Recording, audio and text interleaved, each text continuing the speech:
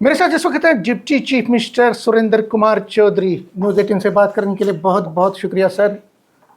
Doctor Farooq Abdullah साहब बयान दे रहे हैं कि, और आप भी यही कह रहे हैं कि स्टेटहुड नहीं है इसलिए किलिंग हुई, और राणा साहब तो ये कहते हैं कि एजेंसीज ने भी करवा सकते हैं। देखिए, आप जो बात कहते हैं, आपका हमेशा काम रहा है आग लगाने के लिए। इतना बड़ा मसला है कि दो गरीब लोग मारे गए, वो दिहाड़ी लगाने जम्मू कश्मीर में आए थे। इस उम्मीद में नहीं आए थे कि हमारी डेड बॉडी वापस जाएगी। हमें उसका अफसोस है, उसका दुख है, और आपको भी वही दुख करना चाहिए।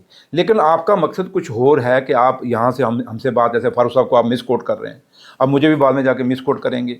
हम वो नहीं कह रहे। हम क्या कह रहे हैं कि आज 37 साल हो गए जम्मू कश्मीर को उग्रवाद देखते हुए। इस उग्रवाद ने हमारे कितने सिक्योरिटी फोर्सेस की जानें ली, हमारे जम्मू कश्मीर के लोगों की जानें ली। आप जब भी उन्होंने ये जानें ली, और आज उसके बाद कितने सिविलियंस हमारे जो हैं वो बेचारे शहीद हो गए, मारे गए, फौजी शहीद हो गए, सब शहीद हुए। इस 37 साल में हमने अपनी आंखों से उग्रवाद देखा। बटोत से आगे जनाब आप नहीं जा पाते थे, इन पहाड़ों की हालत थी, इतनी मिलिटेंसी थी। आप सुनकोट के आगे पूंछ में जाते थे तो पार्ली पूरे पहाड़ों में पूरे उग्रवादी बैठे होते थे, ऊपर से देखते थे। आप ये शाहदरा शरीफ नहीं जाते थे, थाना मंडी के पहाड़ों पर उग्रवादी बैठे होते थे। हम जिस काली धार से आते हैं उस काली धार में कितने होते थे। रघुनाथ मंदिर के अंदर हमने उग्रवाद देखा हुआ है जनाब। आप ये जो बातें आप टीआरपी के लिए करते हैं वो नहीं, हम वो चश्मदीद गवाह हैं इस 37 साल के उग्रवाद के, जहां हमने कि ना जाने कितने अपने फौजियों की, सिक्योरिटी फोर्सेस के, पुलिस के लोगों को कांधा दिया है, उनको उनकी शहादतें देखी हैं, कितनी सिविलियन की देखी हैं। इसलिए हम कहते हैं कि जम्मू कश्मीर का स्टेट का दर्जा इस बुनियाद पर तोड़ा गया कि जम्मू कश्मीर में जो स्टेट है के कारण यहाँ उग्रवाद है। फिर हमारे से स्पेशल स्टेटस इस कारण लिया गया कि स्टेट में आज जो है ये 300 स्पेशल, जो 370-35 से स्टेटस स्पेशल है, इसके कारण उग्रवाद है। दोनों तोड़ दिए। 15 अगस्त 2019 में ये दोनों स्टेटस तोड़े गए। 5 अगस्त 2019 में ये स्पेशल स्टेटस तोड़ा गया इसी बुनियाद पे, और ये स्टेट तोड़ा गया। आज 6 साल हो गए। 6 साल के बाद मैं अगर गिनती जाऊँ तो बड़े हैं, लेकिन आप मोटे मोटे 2.25 साल में चले जाएं। 22 रन पहलगाम हुआ, आपके सामने लोग मारे गए। बाहर से बेचारे याद आए थे, टूरिस्ट आए थे, वो इसलिए थोड़े आए थे मरने के लिए, वो तो एंजॉय करने आए थे, घूमने आए थे। लेकिन यहाँ से उनकी डेड बॉडियाँ गई। फिर आपका और भी बीच में बन्नी में हुआ, पुंछ में हुआ, आगे पीछे छोड़िए। ये परसों आपके अनंतनाग में एक सिपाही हमारा शहीद हो गया। उसके बाद ये कल कुलगाम में 2 लेबर मारे गए बेचारे। आखिर कब तक?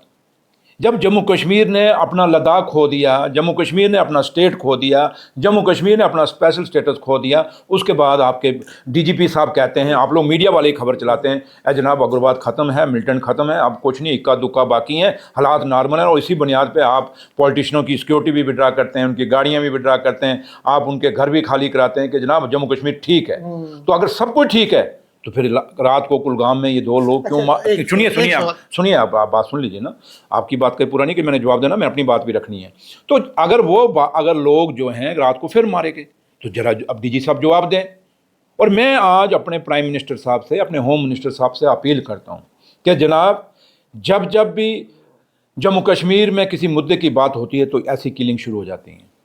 आज एक इन्वेस्टिगेशन की जरूरत है। इवन के 22 रन से भी इन्वेस्टिगेशन क्यों? यही सवाल है मेरा। वही मैं आपको क्या लगता है, आपको क्या शक है कि स्टेटहुड नहीं मिल रहा है तो इसलिए हो रहा है? सुनो, आपको लगता है क्योंकि राणा साहब ये कह रहे हैं, आपको तड़का नहीं मिलेगा, आपको डीआरपी नहीं मिलेगी, आप सीरियस नहीं है इस मुद्दे पे, सीरियस नहीं है। अगर आप सीरियस हैं तो सुन लीजिए मेरी बात।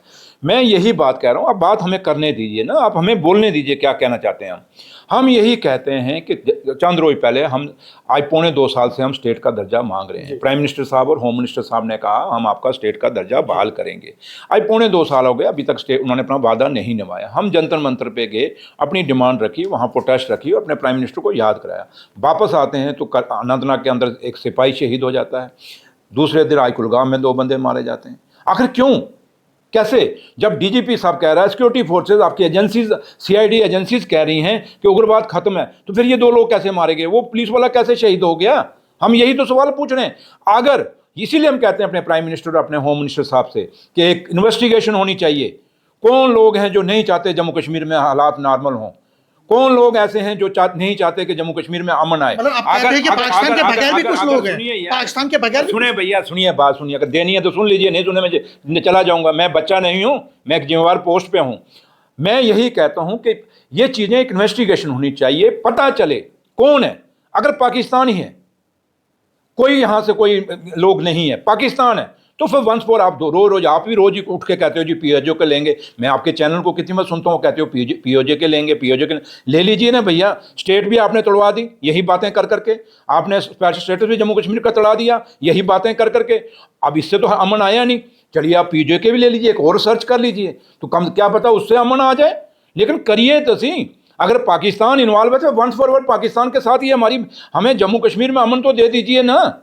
आपके लिए एक टीआरपी होगी, लेकिन भैया हमारे घर में दर्द है, हम जानते हैं हमने कितनी लाशें इन कंधों पे ढोई हैं इस मिलिटेंसी के कारण, इस उग्रवाद के कारण कितने लोग मारे गए हैं। इसलिए हम कहते हैं अब इनफ इज इनफ, हद वो पार हो गई है। अब हमें लाशें नहीं चाहिए, हमें अमन चाहिए, क्योंकि हमने स्टेट का दर्जा खोया, हमने स्पेशल स्टेटस खोया, जम्मू कश्मीर ने लद्दाख को अलग किया हमसे, पूरा सब कुछ जम्मू कश्मीर ने खोया है। और आज हमें फैसला चाहिए। अब जो भी है, अगर पाकिस्तान कसूरवार है तो फिर पाकिस्तान के खिलाफ सख्त से सख्त कार्रवाई की जाए। अगर कोई बीच में कोई लोग इन्वॉल्व हैं जो हम लोगों को इस जम्मू कश्मीर के अमन को सपोर्टाज कर रहे हैं, तो फिर उनके खिलाफ प्राइम मिनिस्टर साहब और होम मिनिस्टर साहब को सख्त से सख्त कार्रवाई करनी चाहिए। ये हमारा कहने का राइट है, हक है, क्योंकि हम जम्मू कश्मीर में अमन चाहते हैं, हम अपने बच्चों के लिए शांति चाहते हैं। हमने लोगों की लाशें देखी हैं, हम नहीं चाहते कि आने वाली नस्लें जो हैं वो भी जम्मू कश्मीर के उग्रवाद से जूझें। इसलिए ये बात हम रखते हैं। इसको मीडिया जैसे मर्जी चलाए, हमें उसका गर्ज नहीं, लेकिन जो बात हमारे दिल में है वो बात हम कहेंगे। ठीक है, कोई मीडिया गोदी मीडिया होगा जिसको नहीं पसंद होगी हमारी बातें, वो अलग बात है, लेकिन जो सच्चाई ये है कि अब प्राइम मिनिस्टर साहब को और होम मिनिस्टर साहब को जम्मू कश्मीर के लोगों के साथ इंसाफ करना होगा, सच्चाई सामने लाने होगी। ये लाशें ये जो कल कुलगाम में हुई हैं, हम ये उम्मीद करेंगे प्राइम मिनिस्टर और होम मिनिस्टर साहब से, ये आखिरी लाशें जम्मू कश्मीर में होनी चाहिए, मिलिटेंसी की किलिंग होनी चाहिए, इसके बाद कोई किलिंग नहीं होनी चाहिए। ये एश्योरेंस हमें प्राइम मिनिस्टर और होम मिनिस्टर से अब चाहिए। न्यूज़ 18 से बात करने के लिए शुक्रिया। नेटवर्क 18 के लिए मैं समीर भट्ट।